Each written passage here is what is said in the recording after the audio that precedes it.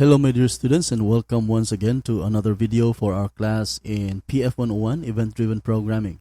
In this video we are going to focus on handling user triggered events happening on a JTable. Now, it's almost always when you create or when you have a business oriented application, chances are you're going to make use of JTables to either present data or even ask user input in the form of tables. So in this video, we'll focus on handling these events on a JTable. So here we are in our integrated development environment, and to make things quicker, specifically the creation of our UI, I am using now the NetBeans IDE. And first of all, we're going to create a new project, and this has to be a Java with the Ant project. We don't need any repository, so we won't be using Maven or Gradle. So let's just have Java with Ant, Java application, and then let me put this to a different location. I want to put this inside of our files, if I can find it. So inside of Dropbox, all right. Class files, there you go. Event-driven programming, samples, week 6. All right, and we'll call this table event demo. I won't be having any main class for this particular project. I'll do it later. And now let's have, under source packages, we're going to create a new package. We'll call this com Lentrix tutorials. And inside of this tutorial, we're going to create a new JFrame form, and we'll call this main frame. Okay. Now let's do some UI things. First of all, we're going to set the layout to border layout, and I'm going to add a panel right there, because with a panel I can set border for that panel. I'll just put an empty border in this case.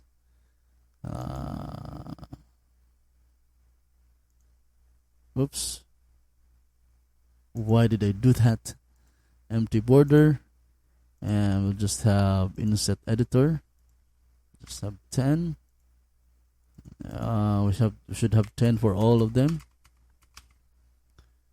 Okay, and then we set the panel layout to border layout as well, so that I'll just drop my table right there, and it's going to be fitting here. And next is on my properties, I want to remove the table model, this one, just by deleting this. Okay, so for this example, our data of inside our table will just be generating on our own. Of course, we can. It could have been taken from a database, or maybe from a JSON file, or whatever source. But for this example, we'll simply be hand coding our data. Okay. So inside here, let's have some.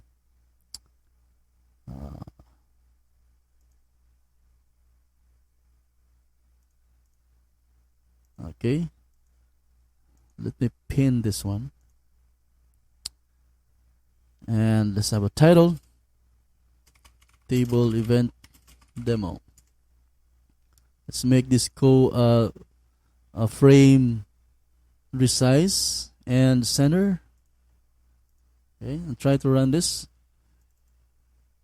There you go. And of course we have a blank table. Now let's go inside and populate our table. First, we'll have an array of strings for the headers. We'll have header for branch, then first quarter, second quarter, third,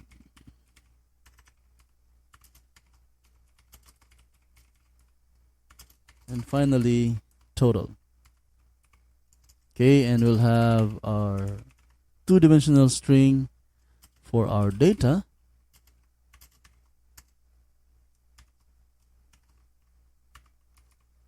So for branch, we'll have Kalape, and we'll just be using zeros for this.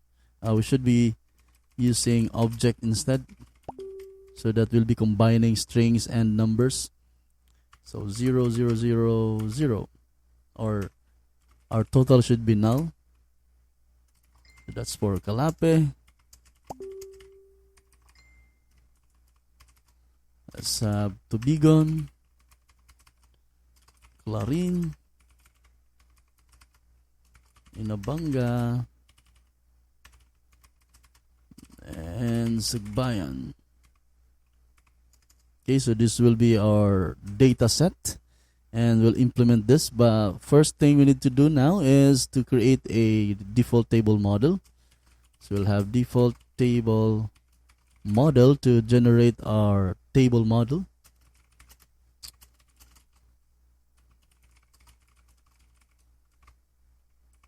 Right, so, and inside of here we simply call our data and our headers, and then implement this model into our JTable. We have JTable was, the name of our table was JTable1. You see that, JTable1. So JTable1, that's set model, and let's see, there you go.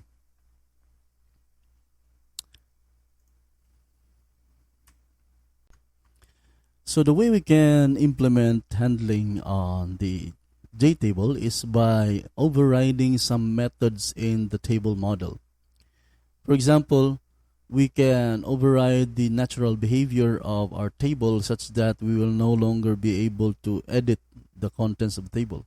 For example, if you run this program right now and we double click on a cell, we can actually type something on that cell, like so. And there is a method that is being triggered every single time this happens. Now, there's also a method that is going to allow or disallow the editing of cells. And that particular method can be overridden inside of our table model. The way we can override methods inside of an instantiated object is by having an opening and closing curly bracket before the end statement. So before the semicolon, we're going to put an opening curly bracket and a closing curly bracket. And within here, now this particular statement becomes an inner class, and inside of this, we can override methods of the default table model as well as methods of its parent classes. So if we are going to right click inside here and do insert code and then override methods, these are all the methods that are available. These are all the methods of default table model which we can override. For our specific purpose of not allowing editing on our table, we are going to override this particular method is cell editable. So click on the checkbox and click on generate. Here we have the generated method, and this is now an override method. However, this particular override method is simply calling the original behavior of its parent. In this case, we can, by the way, this method has a return statement or return type of Boolean. So we can return either true or false. And the true or false value here will determine whether the cell is editable or not. So if we are going to return false and we run our program again, we can no longer edit our table. But we can also do selectively, such that in this case we would like that we can only edit this these cells in the first quarter column, in the second quarter column, and the third quarter column, as well as the fourth quarter column. But the total column and the branch column should not be editable. We can also do that because there is a provision of the row and column, and based on that row and column, we can have some logic to decide whether to allow edit or not. So in this example, we are going to ask if the column is greater than 0 and the column is lesser than 5, then we are going to allow addition. Otherwise, we are going to disallow addition. So what this means is, if the column, because when you take a look at a cell, there is a coordinate of that cell. So the first column will have an index of 0, the second column will have an index of 1. The first row will have an index of 0, and the second row will have an index of 1. So that is what we are looking at here, the row and the column of that particular cell. So if that particular cell belongs to a cell in column number 1 that is greater than 0 and lesser than 5, then it is editable. Otherwise, it is not editable. So let's take a look at the result of this code. Right now, if you double click on the branch and type anything, no, you cannot edit. But if you go to the first quarter and type something, yeah, you can edit. As well as in the fourth quarter, in the third quarter, in the second quarter. How about the total? No, you can't edit the total. That's because of these statements.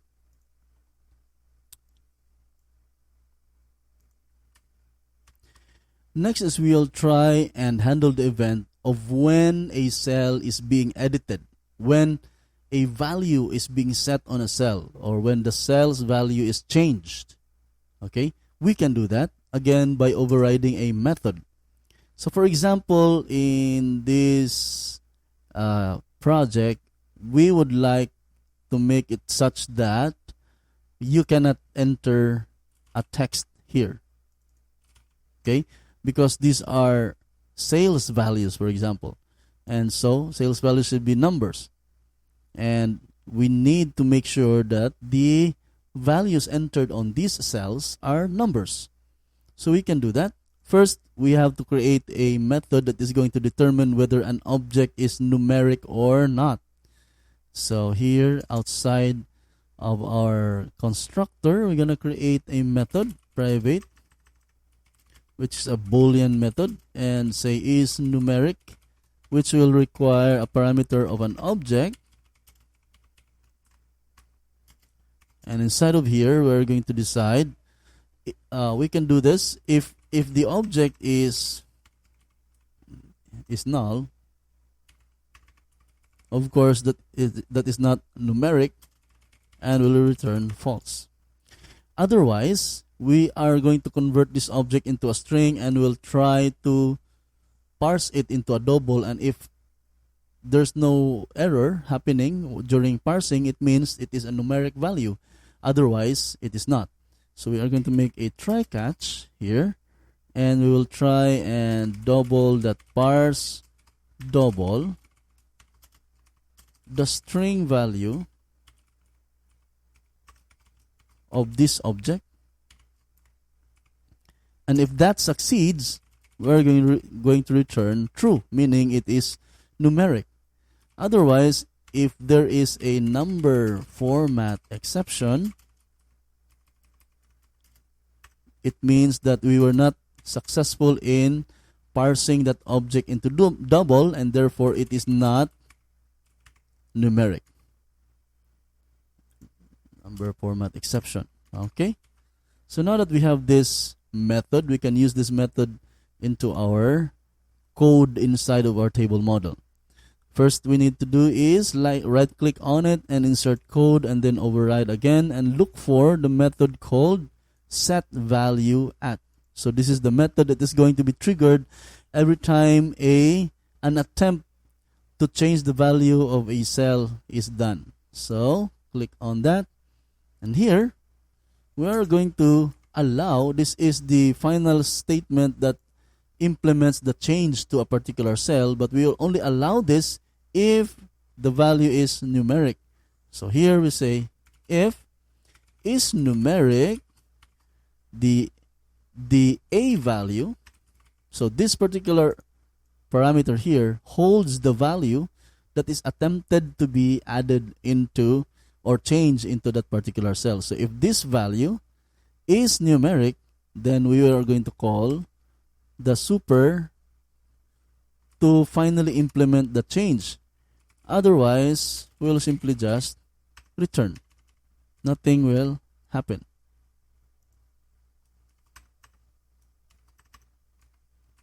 Okay, let's try this and click play.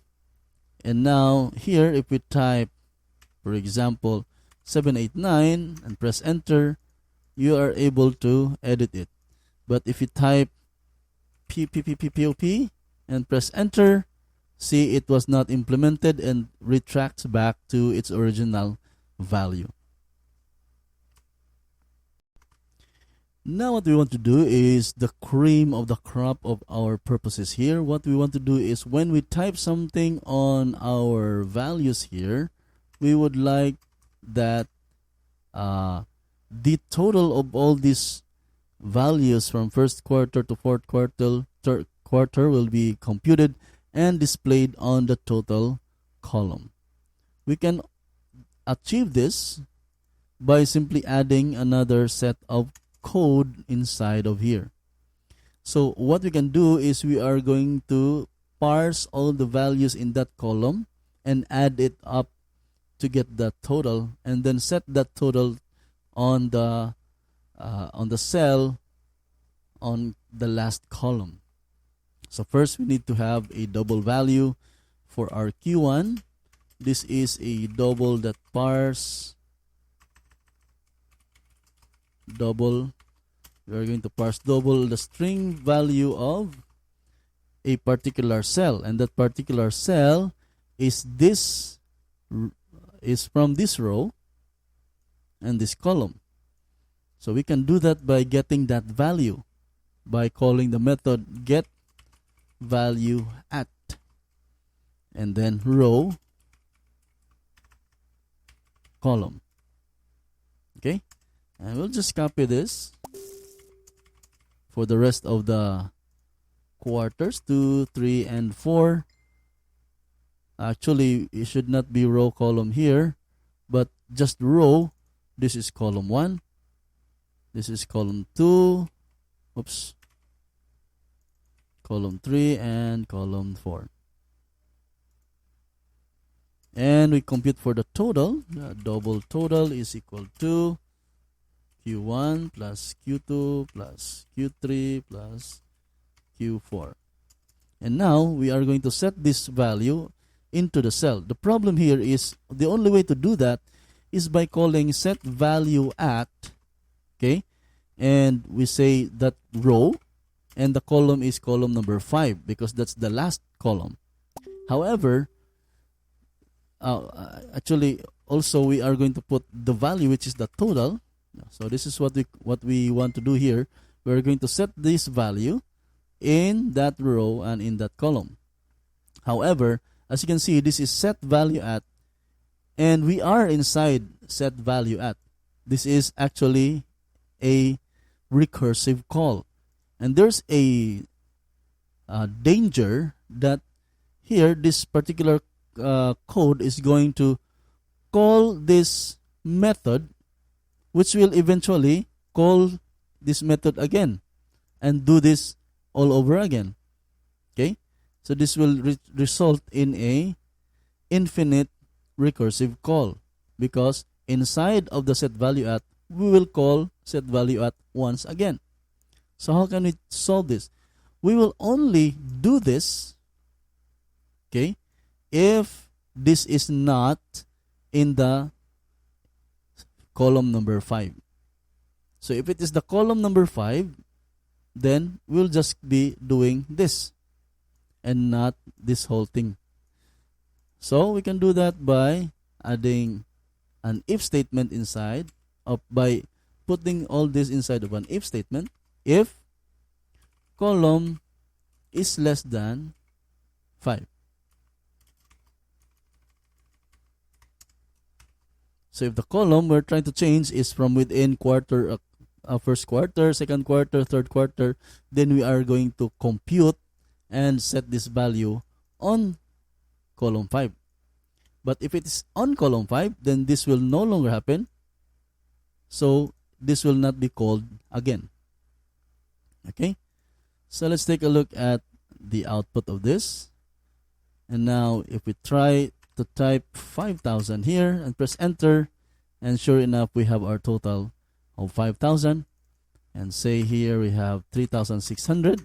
We have 3,600, and if we have 4,000 here, then we'll have 7,600 as a total, which is exactly our total, and so on.